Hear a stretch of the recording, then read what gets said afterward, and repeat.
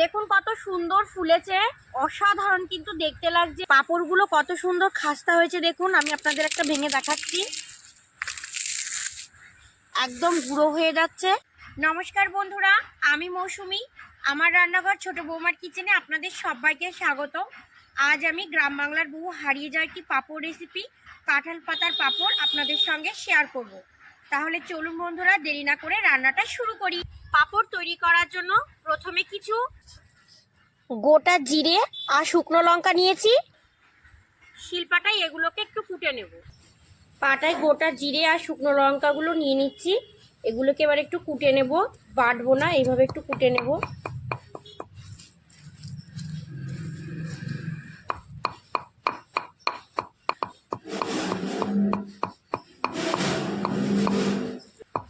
শুকনো লঙ্কাগুলোকে কুটে নিয়েছি, এবার জিরেগুলোকে একইভাবে কুটে নেব। শুকনো লঙ্কা আর জিরে আমি খুব ভালো করে কুটে নিয়েছি দেখুন। এবার একটা বাটির মধ্যে তুলে নিব। পাঁপড় তৈরি করার জন্য 250 গ্রাম গোবিন্দভোগ চাল আমি সারা রাত্রি ভিজিয়ে রেখেছি। দেখুন চালটা কত সুন্দর ফুলে গেছে। এবার জলটা ঝরিয়ে নেব।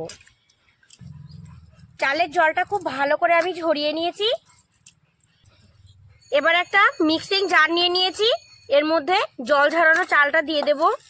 আপনারা চাইলে পাটাতেও বাটতে পারেন, পাটাতে বাটলেও খুবই ভালো হবে। সমস্ত চাল আমি মিক্সির মধ্যে নিয়ে নিয়েছি।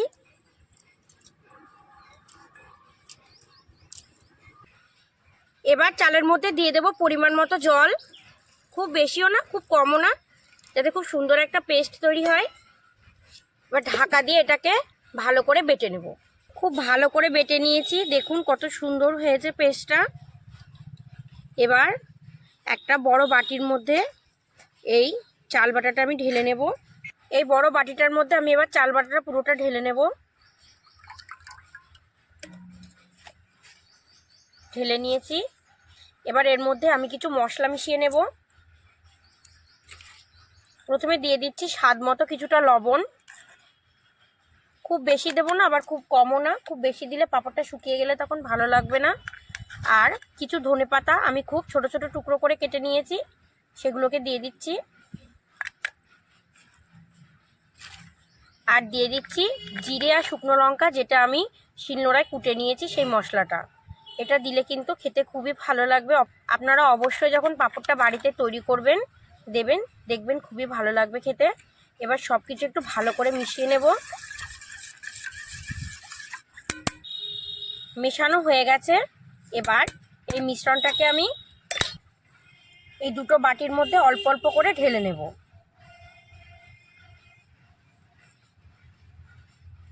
আর এই বাটিটার মধ্যে যে মিশ্রণটা থাকছে সেটাকে আমি এরকমই রাখবো। বড় বাটিতে যে চালের গোলাটা আছে সেটা এরকমই থাকবে। আর এই ছোট দুই বাটির মধ্যে একটার মধ্যে দিয়ে দেব সামান্য একটু অরেঞ্জ কালার, খুবই সামান্য।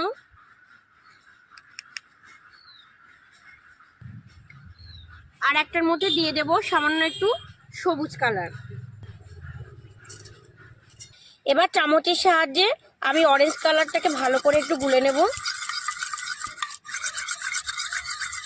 এই অল্প অল্প গোলা দিয়ে কিন্তু অনেকগুলো পাঁপড় তৈরি হয়ে যাবে।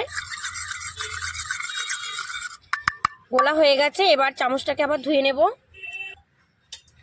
সবুজ কালারের বাটিটাকে আবার গুলে নেব।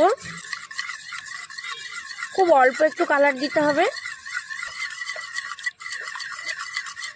ভালো করে গুলে নিয়েছি রংটা চালের গোলার সঙ্গে। এবার এখানে আমি বেশ কিছু কাঁঠাল পাতা নিয়েছি। কাঁঠাল পাতাগুলোকে আমি জল দিয়ে ধুয়ে ভালো করে মুছে নিয়েছি, কারণ পাতার ওপরে এই দিকটায় ধুলোবালি পড়ে থাকে আর এই দিকটায় অনেক পোকামাকড়ের বাসা থাকে। সেই জন্য ধুয়েও নিতে হবে ভালো করে, আর ভালো করে মুছেও নিতে হবে। না মুছে নিলে ব্যাটারটা আবার পাতার গায়ে ভালো করে ধরে থাকবে না। আপনারা যখন কাঁঠাল পাতাগুলো নেবেন তখন ভালো করে জল দিয়ে ধুয়ে ভালো করে মুছে নেবেন। এবার একটা করে পাতা নিয়ে নেব। আর সবুজ রঙের এই গোলাটা অল্প করে চামচের সাহায্যে কাঁঠাল পাতার পেছন দিকটায় দিয়ে এইভাবে একটু ছড়িয়ে দিতে হবে। খুব বেশি গোলা লাগবে না। এইভাবে তৈরি করে নেব। দেখুন একটা পাতা তৈরি হয়ে গেছে। এটা রেখে দেব। এবার যে অরেঞ্জ কালারটা আমি তৈরি করেছিলাম, একটা পাতা নিয়ে চামচের সাহায্যে অল্প একটু গোলা এর উপরে দিয়ে দেবো, দিয়ে ছড়িয়ে দেব। এইভাবে চামচের সাহায্যে পুরো পাতাটার চারিদিকে ছড়িয়ে নিতে হবে। দেখুন অরেঞ্জ কালারের একটা পাতা আমার তৈরি হয়ে গেছে। এটাকেও রেখে দেব। সাদা কালারের গোলাটা নিয়ে নিয়েছি, একটা পাতা নিয়ে নেব, 1 চামচ গোলা দিয়ে দেব, দিয়ে চামচের সাহায্যে এইভাবে চারিদিকে ছড়িয়ে দেব।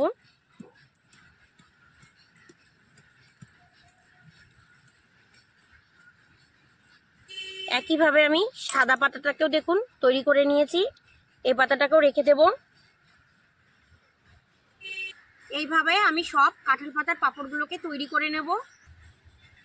সব পাতাগুলো আমার তৈরি হয়ে গেছে। কত সুন্দর দেখতে লাগছে দেখুন। এখনই ভাপানোর পরে কিন্তু এগুলো দেখতে আরো ভালো লাগবে। পাঁপড়গুলো ভাপানোর জন্য উনান জ্বালিয়ে একটা হাঁড়ির মধ্যে কিছুটা জল দিয়ে দিয়েছি, জলটা গরম হয়ে গেছে। এবার এরকম একটা ফুটো থালা বসিয়ে দিচ্ছি এর ওপরে। এবার কাঁঠাল পাতাগুলো একটা একটা করে বসিয়ে দেব।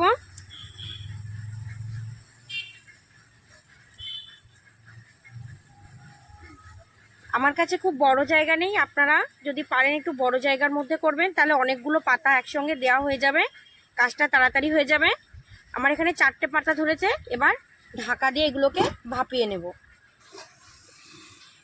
ঢাকা দিয়ে আমি 5 মিনিট ভাপাতে দিয়েছিলাম, 5 মিনিট হয়ে গেছে। এবার ঢাকনাটা খুলে নেব। দেখুন পাঁপড়গুলো খুব সুন্দর হয়ে গেছে। এবার নামিয়ে নেব এগুলোকে।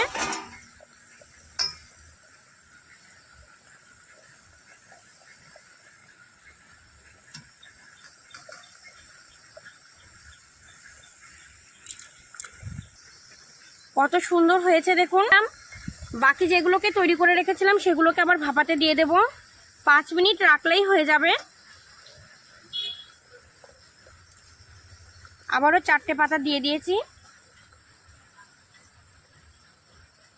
আবারও ঢাকা দিয়ে দেব। ঢাকা দিয়ে 5 মিনিট পর আবার ঢাকনাটা খুলে নেব। 5 মিনিট হয়ে গেছে, আবারও ঢাকনাটা খুলে নিচ্ছি।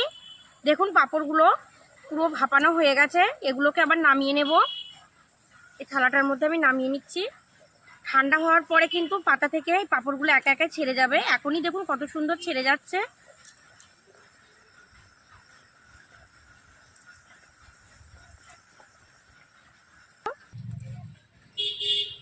পাঁপড়গুলো ঠান্ডা হয়ে গেছে। এবার পাতা থেকে পাঁপড়গুলোকে ছাড়িয়ে নেব। আমি কিন্তু পাতায় কোনো তেল ব্যবহার করিনি, তাও দেখুন পাঁপড়গুলো পাতা থেকে খুব সুন্দরভাবে ছেড়ে গেছে।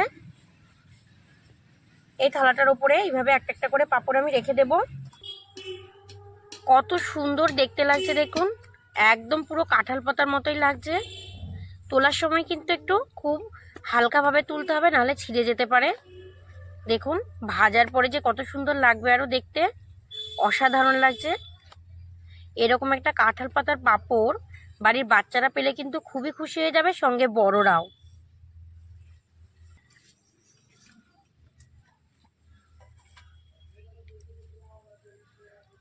সব পাঁপড়গুলোকে আমি কাঁঠাল পাতা থেকে ভালো করে তুলে নিয়েছি। দেখুন কত সুন্দর লাগছে। এবার 2-2.5 ঘন্টা রোদ্রে দিয়ে ভালো করে শুকিয়ে নেব। পাঁপড়গুলোকে রোদ্রে দিয়ে দিলাম, শুকিয়ে গেলে পাঁপড়গুলোকে ভেজে নেব। 2 ঘন্টা হয়ে গেছে আর পাঁপড়গুলো খুব সুন্দর শুকিয়ে গেছে।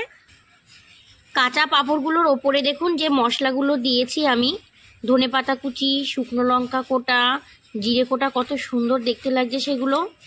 আর এগুলো যখন ভাজার পরে মুখে পড়বে, খেতে কিন্তু দুর্দান্ত লাগবে, অসাধারণ লাগবে বন্ধুরা। পাঁপড়গুলো কত সুন্দর শুকিয়েছে আপনাদের আমি দেখাচ্ছি। দেখুন একদম পুরো শুকনো হয়ে গেছে পাঁপড়গুলো, আপনারা নিশ্চয়ই আওয়াজে বুঝতে পারছেন। এবার উনানটা জ্বালিয়ে নেব। উনানটা জ্বালিয়ে নিয়েছি। উনান জ্বালিয়ে কড়াই বসিয়ে কিছুটা সাদা তেল গরম করে নিয়েছি। এবার একটা করে পাঁপড় দিয়ে দেব, দিয়ে এইভাবে ভেজে নেব। দেখুন কত সুন্দর হয়েছে, একটা পাঁপড় ভাজা হয়ে গেছে। রেখে দিলাম। আর একটাও দিয়ে দিয়েছি। দেখুন কত সুন্দর হয়েছে, পাঁপড়গুলো খুব সুন্দর ফুলে গেছে, কত সুন্দর লাগছে দেখুন, দেখতে খুব সুন্দর লাগছে।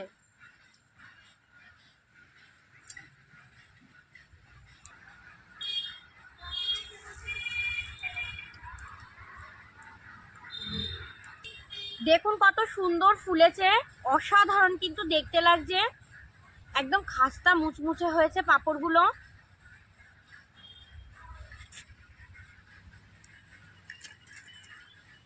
পাঁপড়গুলো কত সুন্দর খাস্তা হয়েছে দেখুন, আমি আপনাদের একটা ভেঙে দেখাচ্ছি, একদম গুঁড়ো হয়ে যাচ্ছে।